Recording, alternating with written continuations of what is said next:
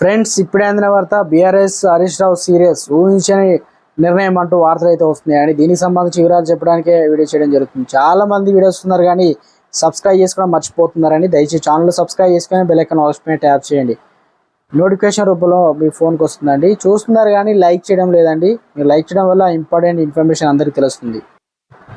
Tea lovers సేద తీరాలంటే గరం ఇరానీ చాయ్ తాగి ప్రశాంతంగా ఉంటారు. మరి ఏ డీల్స్ అయినా కూడా ఇరానీ హోటల్స్ జరుగుతాయనే టాక్ కూడా ఉంది. ఎలాంటి మ్యాటర్ అయినా కూడా చాయ్ తాగుతూ సమస్య పరిష్కారం వెతుకుంటారు. మరోవైపు చిన్న పెద్ద తేడా లేకుండా దాదాపు అందరూ ఛాయ్ని ఇష్టపడతారు. ఈ క్రమంలో మాజీ మంత్రి బీఆర్ఎస్ నేత హరీష్ రావు కప్పు ఇరానీ ఛాయ్ తాగుతూ కనిపించారు. మరోవైపు ఉస్మానియా బిస్కెట్లు కూడా తీసుకున్నారు. తెలంగాణ వెనుక బంజారా హిల్స్లోని ప్రఖ్యాత కేఫ్ నీలోఫర్ ఛాయ్ తాగుతూ మాజీ మంత్రి శ్రీనివాస్ గౌడ్ ఇతర నేతలతో కలిసి సీరియస్ డిస్కషన్ చేసుకున్నట్లు సమాచారం. మీరు నాకు ఇచ్చే రిటర్న్ గిఫ్ట్ ఇదే. Computer lab ప్రారంభోత్సవంలో Harish Rao. కాంగ్రెస్ ప్రభుత్వం ఏర్పడి గడుస్తున్న రైతు బంధు, రైతు రుణమాఫీ, 4,000 పింఛను ఊసేలేదన్నారు.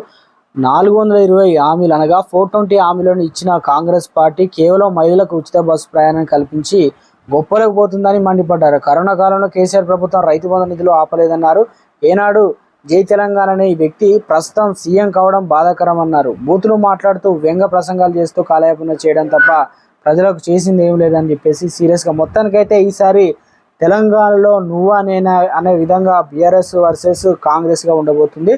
లోక్సభలో తనదైన స్టైలులో అనగా 17 సీట్లకు గాను దాదాపు 10 స్థానాలు గెలుచుకోవాలని కాంగ్రెస్ వీలుతుంది. దీనికి గట్టి పోటీగా బీఆర్ఎస్ తనకు ఇక లోక్సభ ఎన్నికలతో మరోసారి బలం పుంజుకొని ఇక దేశ రాజకీయాల వైపు వెళ్ళాలని కూడా భావిస్తుందట. దీనికి సంబంధించి వ్యూహాలు రచన మొత్తానికైతే సీరియస్గా నడుస్తుంది. ఇప్పుడు గతంలో అసెంబ్లీ ఎన్నికల్లో కూడా వన్ మ్యాన్ షోగా హరీష్ రావు అయితే కాంగ్రెస్ అడిగే ప్రశ్నలన్నిటికీ సమాధానం చెప్పాడు. మొత్తానికి తెలంగాణలో ఇక ఎటువైపు వెళ్తుందనే దానికి హరీష్ రావే మోడ్గా బీఆర్ఎస్ తరఫున అయితే నిలబడుతున్నారు. చూడాలి మరి ఏ రకంగా ముందుకెళ్తుంది అనేది.